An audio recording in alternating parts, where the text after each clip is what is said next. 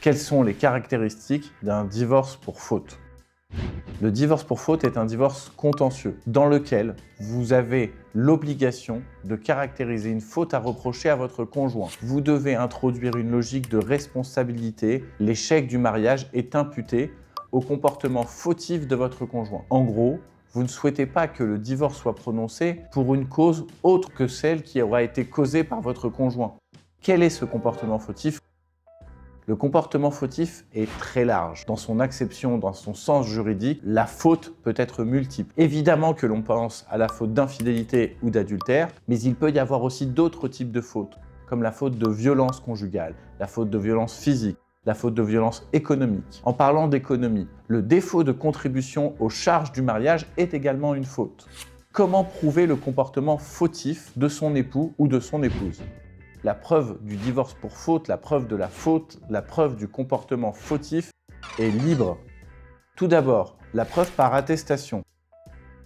Les témoignages. Le témoignage peut être une faculté de pouvoir prouver la faute. Ensuite, vous avez l'aveu. Si vous parvenez à recueillir l'aveu judiciaire de ce que votre époux ou votre épouse vous a trompé par exemple, cet aveu est recevable. Enfin, vous avez le recours à des preuves multiples comme le recours au détective privé, la preuve par texto, par WhatsApp, par échange de mails. Tous ces modes de preuve sont recevables en matière de preuve de divorce pour faute. Quelles sont les conséquences d'un divorce pour faute?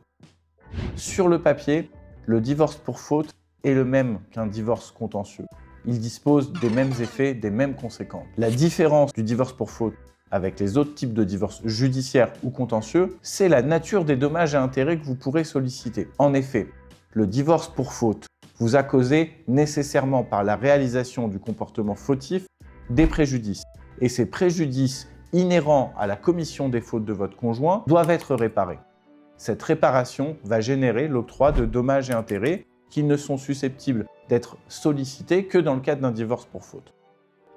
Pour faire simple, le divorce pour faute impose 1. La preuve de la réalisation de la faute. La faute, quelle qu'elle soit, et la preuve peut se faire par tout moyen. 2. La preuve du divorce pour faute va générer pour vous la réalisation d'un préjudice. Et 3. Ce préjudice doit être réparé. Il doit être indemnisé par l'octroi de dommages et intérêts que vous ne pourrez réclamer que dans le cadre d'un divorce pour faute. Le divorce pour faute a-t-il une conséquence par rapport aux enfants? Oui et non. Si les fautes reprochées sont la commission de violences conjugales, oui, nécessairement, cela aura un impact sur les modalités d'autorité parentale et les modalités de garde. En revanche, si la faute est constituée par une infidélité, un adultère, cela n'a aucune conséquence sur les modalités de résidence d'un enfant par exemple. Quelle est la durée d'un divorce pour faute? La durée d'un divorce pour faute n'est pas plus importante que la durée d'un divorce contentieux classique. Le chemin procédural est le même.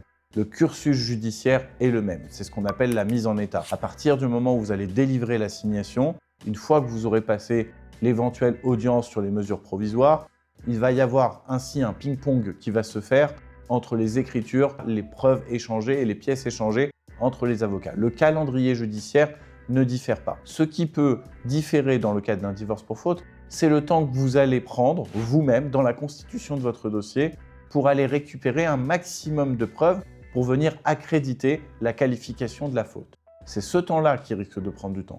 Le temps judiciaire, que vous soyez en divorce pour faute ou en divorce altération, reste peu ou prou le même.